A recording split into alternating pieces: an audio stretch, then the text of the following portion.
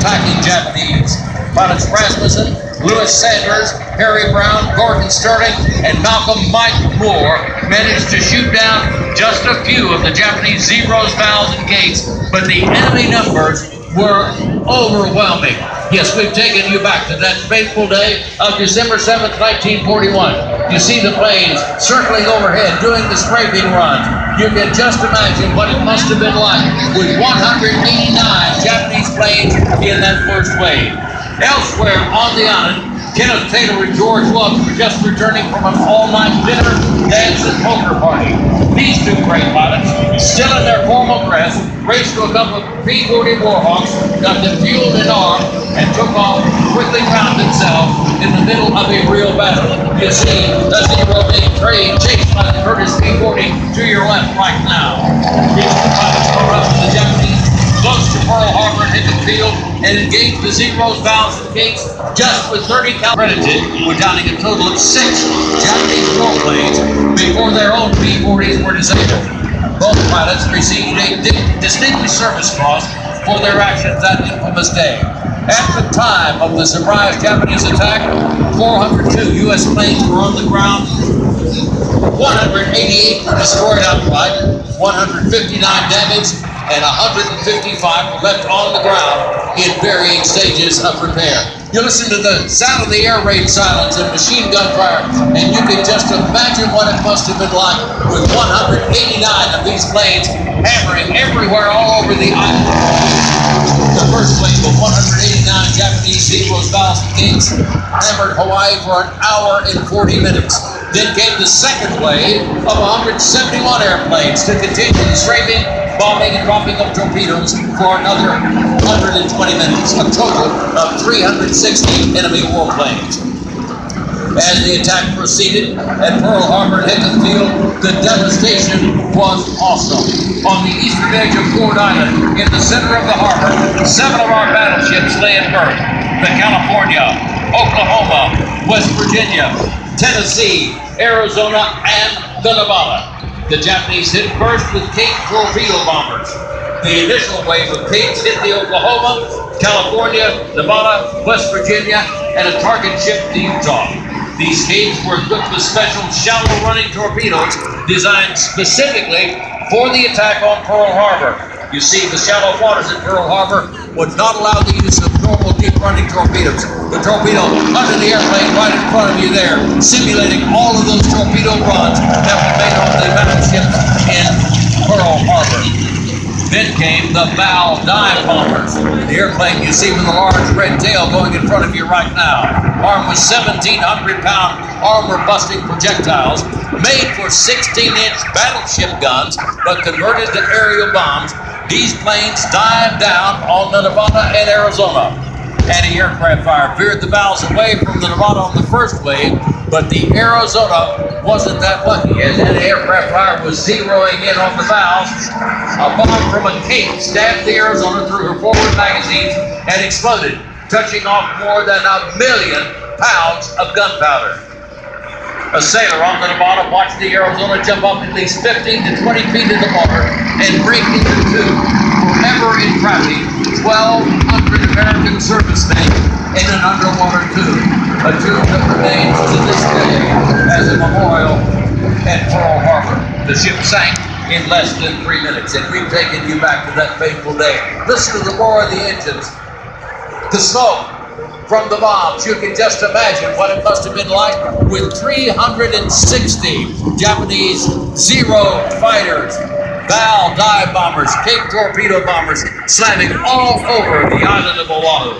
At Marine Corps Air Station Iwa, PFC Melvin Thompson was on guard duty when 9 Zeros attacked the base. Thompson stepped out of his guard shack, drew his only weapon, his 45 caliber pistol, and began firing on the Japanese Zeros. One of the Japanese pilots, Yoshihiko, remembered Thompson's tenacity and fighting spirit, describing the lone American leader as the bravest American I have ever seen. And you're witnessing a simulation of that the Curtiss P-40 Warhawk, high on the tail of a Japanese Zero, simulating the 2 planes that were able to get into the air and shoot down 6 Japanese planes. Yes, this is Tora. Tora, we've taken you back to the My arm hurts. of 1941. All over the island, soldiers were bringing their weapons to bear in the fight. Anything they could get working. Their 45 caliber pistols, Springfield rifles, 30 caliber and 50 caliber belt-fed machine guns, bringing down numerous marauding Japanese Zeros, valves, and gates, but the force was overwhelming. 189 Japanese fighters and bombers in the first wave, 171 in the second wave. They caught us completely by surprise. At Bellows Field, on the northeast coast of the island, more U.S. Army Air Corps pilots were racing to their P-40s. Just then, Japanese Zeros appeared and started strafing runs. One P-40 pilot was killed just as he stepped into his cockpit. Two other P-40s were down just as they got off the ground. Yes, they caught us completely by surprise. We had no idea they were coming, and they bombed and strafed and torpedoed their way all the way across Pearl Harbor, Hickam Field, Bellows Field, all over the island of Oahu. Yes, this is Tora, and we've taken you back to December 7th of 1941, 7:55 in the morning.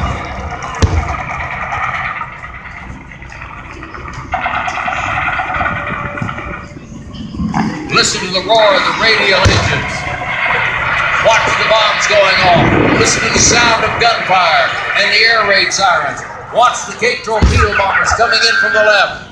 The P-40 on the tail of the Zeros. And you can just get an idea of what it must have been like that fateful day of December 7th, 1941. The Tora attack on Pearl Harbor. The flight of 16 B-17s coming from the mainland arrived and are immediately attacked by the marauding Japanese Zeros.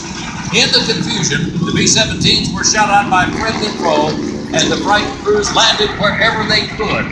One in a pineapple field not far from Hickam Field.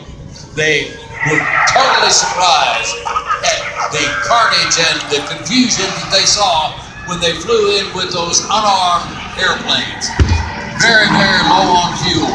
They didn't know where to go because they saw the bombs going off. They saw the fires, the ships on fire at Pearl Harbor, and all of the havoc going on around them. The torpedoes being dropped by the Cape torpedo bombers. The special armor-busting projectiles dropped by the bow bombers. The strafing runs by the Zeros. Yes, this is it. The Tora attack on Pearl Harbor, and we've taken you back to that fateful day. One of the B-17 pilots, a Major Landon, trying to land, said, "What a hell of a way to enter a war. Out of gas, unarmed, and no place to land." Only 8 of the B-17s actually made it to Hickam Field. At the conclusion of the surprise Japanese attack on Pearl Harbor, more than half of America's entire naval fleet had been destroyed or damaged. Nearly 2,400 Americans were killed, 1,200 wounded, and at the time, 960 were missing. 188 aircraft were destroyed, 159 damaged, and just 155 left on the ground in varying stages of repair. 2 battleships, 3 destroyers, and 2 light cruisers were destroyed. 6 battleships were damaged. Our greatest naval base lay in ruins, along with our complacency. The following day, December 8th, 1941, President Franklin Delano Roosevelt announced our entry into World War II with these words to Congress, the citizens of the United States, and the world. Yesterday, December 7th, 1941, a date which will live in infamy. The United States of America was suddenly and deliberately attacked by naval and air forces of the Empire of Japan. It will be reported that the distance of Hawaii